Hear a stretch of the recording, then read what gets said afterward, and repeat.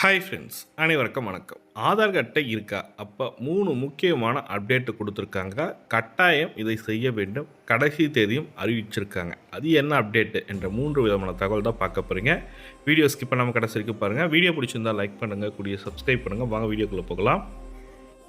ஆதார் அட்டையில் முக்கியமான அப்டேட் என்னென்னா, பிறப்புச் சான்றிதழ் மற்றும் 10ஆம் வகுப்பு சான்றிதழ் போன்ற கல்வி ஆவணங்கள் அடிப்படையில் ஆதார் அட்டையில் உள்ள பிறந்த தேதியை மாற்ற உயர்நீதிமன்றம் மதுரை கிளை அதிரடி உத்தரவு பிறப்பித்திருக்கு.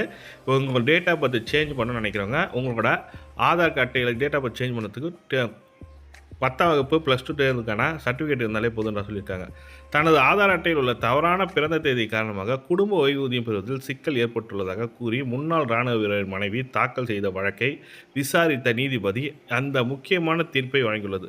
மனுதாரரின் கணவர் இராணுவத்தில் பணியாற்றிய போது இறந்த நிலையில் அவரது ஓய்வூதியத்தை பெறுவதில் ஆதார் அட்டையில் இருந்த தவறான டேட் ஆஃப் பர்த் பெரும் தடையாக இருந்தது. பலமுறை அதிகாரிகளை அணுகியும் எந்தவிதமான பலனும் கிடைக்காத நிலையில் அவர் நீதிமன்றத்தை நாடியுள்ளார் சொல்லி கொடுத்துருக்காங்க.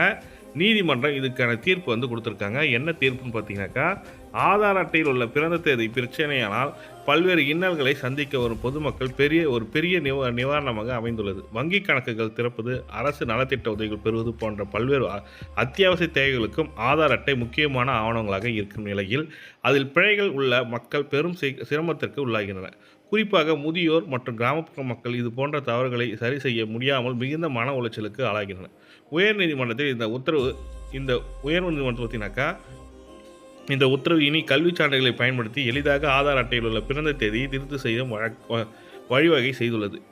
இது அதிகாரிகளின் அலைக்கழிப்பை குறைக்கத்தோடு மக்களுக்கும் பயனுள்ளதாக இருக்குன்ற மாதிரி சொல்லி கொடுத்துருக்காங்க. அது என்னென்னா, இப்போ உங்களோட கல்விச் சான்றிதழில் இருக்கிற டேட் ஆஃப் பர்த்தை பேஸ் பண்ணி உங்களோட ஆதார் அட்டையில் டேட் ஆஃப் பர்த்தை சேஞ்ச் பண்ணிக்கலான்ற மாதிரி சொல்லி கொடுத்துருக்காங்க. ரேஷன் கார்டில் குடும்ப உறுப்பினர்கள் விவரங்களை சரிபார்ப்பதற்காக அனைவரும் கைரேகை பதிவு செய்திருக்க வேண்டும் என அரசு உத்தரவு பிறப்பித்துள்ளது.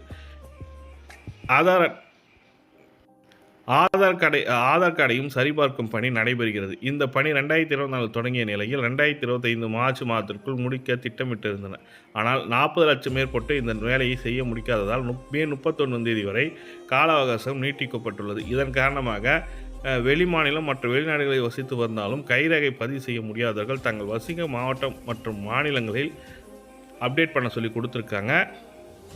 கைரேகையை அப்டேட் பண்ணணும். மே 31 தான் லாஸ்ட் டேட்டு சொல்லி கொடுத்துருக்காங்க. அது மட்டும் இல்லாமல் ஆதார் அட்டையில் பார்த்தீங்கன்னாக்கா 10 வருடமாக நீங்கள் எந்த ஒரு அப்டேட்டும் பண்ணாமல் இருக்கவங்க, 10 வருஷம் ஆச்சு சார் நான் ஆதார் கார்டு எடுத்து எந்த ஒரு அப்டேட்டுமே நான் பண்ணலைன்னா, நீங்கள் இருக்கிறீங்க என்றதை இது உறுதிப்படுத்துறதுக்காக மத்திய அரசாங்கம் ஒரு டேட்டு கொடுத்துருக்காங்க. ஜூன் 14ஆம் தேதிக்குள்ளே உங்களோட ப்ரூஃப் எதனா அப்டேட் பண்ண சொல்லி கொடுத்துருக்காங்க. நீங்கள் வெப்சைட்டில் போயிட்டு ஃப்ரீயாகவே அப்டேட் பண்ணிக்க முடியும்.